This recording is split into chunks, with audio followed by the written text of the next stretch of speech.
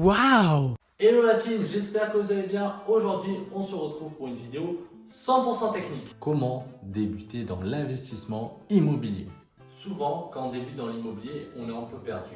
On ne sait pas par quoi commencer, que chercher, où chercher. Donc quand vous commencez, vous devez vraiment vous définir tout simplement déjà un budget, quel montant vous voulez emprunter. Est-ce que vous voulez emprunter si vous avez 200 000?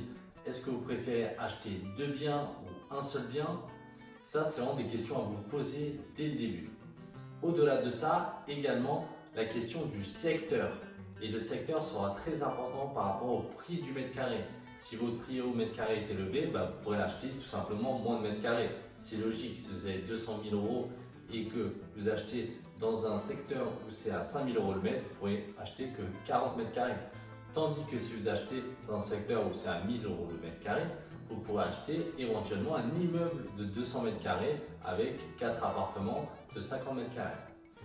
Ces deux choses-là, ça sera très important quand vous débutez à définir. Souvent, on est un peu perdu, on ne sait pas par quoi commencer. Donc, moi, je vous conseille de vraiment commencer au plus simple. C'est quoi au plus simple? D'investir proche de chez vous. Moi, quand j'ai débuté, j'ai préféré investir proche de chez moi et même juste à 500 mètres de chez moi. Pourquoi? Car on connaît parfaitement le secteur. On le sait, quand on investit à 100 km de chez soi, on ne connaît pas trop le secteur. Bien sûr, si votre ville est vraiment chère, il faudra un peu s'éloigner, mais rester vraiment dans une zone proche. Vous l'avez compris, proximité. Cela vous rassure. Au début, pour la suivi travaux, car quand vous achèterez, vous devrez acheter avec des travaux pour acheter en dessous du prix du marché, décorer avec goût, au niveau des impôts. On verra cela par la suite. En achetant proche de chez soi, ça sera plus facile pour la suivi des travaux, plus facile pour la gestion. Par la suite, même si vous déléguez la partie travaux et gestion, ce que je vous conseille, tout de même, c'est important et plus simple d'avoir un contrôle quand c'est proche que quand c'est à 500 km et il faut prendre la voiture, l'avion. Je ne sais pas par quel moyen vous y rendrez, mais si vous êtes à 50 km, en une demi-heure de voiture, vous y êtes. Et tout simplement, au début, quand vous recherchez, quelle est la clé quand vous recherchez? C'est de visiter les biens. Et quand vous êtes proche, vous pourrez visiter tous les jours, en sortant du travail, la journée, le week-end. Et plus vous visiterez, plus vous trouverez la bonne affaire. Surtout au début, quand vous commencez totalement dans l'immobilier, vous n'y connaissez rien, je vous conseille de faire des visites, des visites, des visites. Moi, avant d'acheter mon premier bien immobilier, j'ai fait plus de 50 voire 100 visites. Bon, j'avoue, 100 visites, ça fait beaucoup, surtout si vous n'aimez pas marcher. Ne vous dites pas que vous perdez du temps quand vous faites une visite. Pas du tout. Vous faites des contacts.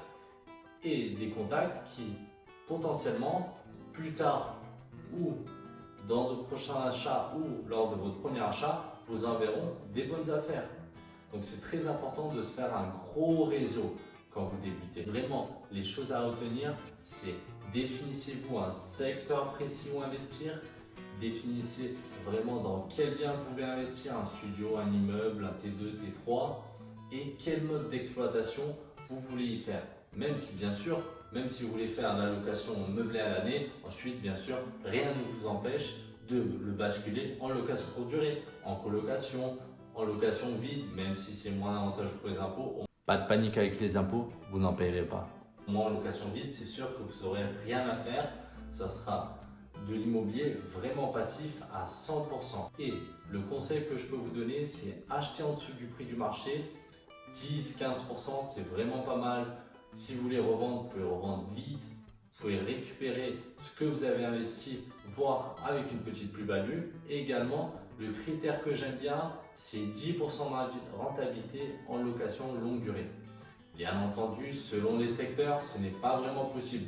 Moi, où j'ai acheté, je n'avais pas les 10% pour être honnête, mais j'avais une rentabilité en location courte durée. Et pour compenser de ne pas avoir les 10%, j'ai acheté 20-25% en dessous du prix du marché. Donc, il faut vraiment jongler entre ces deux aspects pour trouver la bonne affaire, trouver un secteur rentable, connaissez le marché, définissez vraiment des critères de recherche assez précis pour ne pas vous éparpiller et ensuite, passez à l'action. La team, j'espère que la vidéo vous a plu. N'hésitez pas à laisser un commentaire, un petit like et vous abonner à la chaîne YouTube. Attends, j'ai oublié. Investir productivité.